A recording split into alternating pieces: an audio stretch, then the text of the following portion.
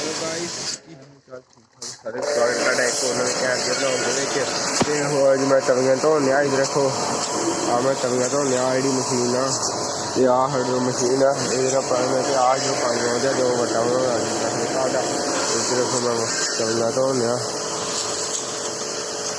और ट्रैक्टर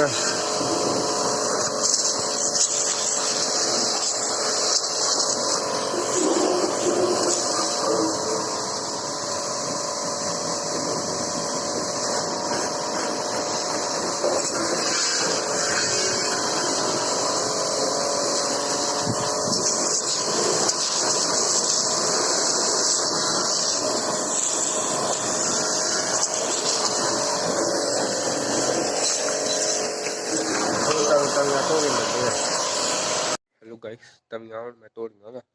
इधर देखो तवियां धो गए साफ कर दिया। थोड़ा थोड़ा मिट्टी नहीं है ये जगा लिया। इधर देखो धो चुका मिट्टी सारी लाती। देखो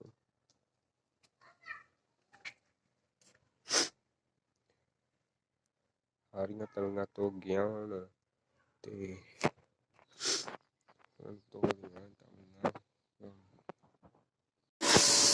हेलो गाइस हुण मैं सुहागा धोन लगा। मैं ये रखो सुहागा धोन लगा वा। मैं क्या हालात धोन लगा हम सुहागा धोन लगे। इधर रखो यदि मिट्टी काढ़ रही है।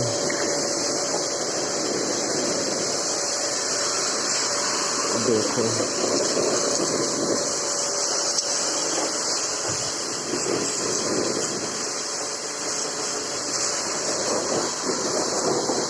प्रेशर में सारे कितने मिट्टी निकल जाती है। देखो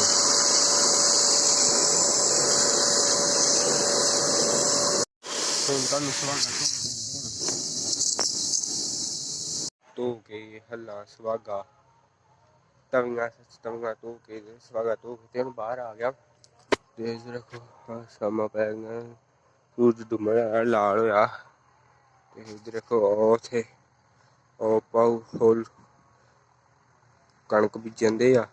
देखो अं इतने सवेरे स्टाला बीजना वा आड़ी जगह से इतने सवेरे स्टाला बीजना नहीं अद्धा बीज पर मैं बीजन दे मैं रोटी खाने सवेरे बीजना वा। देखो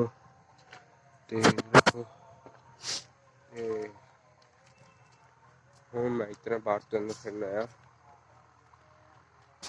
हेलो गाइस हम व्लॉग एंड करते हैं। हनेरा हो गया ही ते मैं इतना तुरया फिरदा ही फिर मैं व्लॉग एंड कर दें। मैं वीडियो बनाने को ही ते हम चैनल लाइक शेयर सब्सक्राइब कर दियो। हम मिलते हैं नेक्स्ट व्लॉग।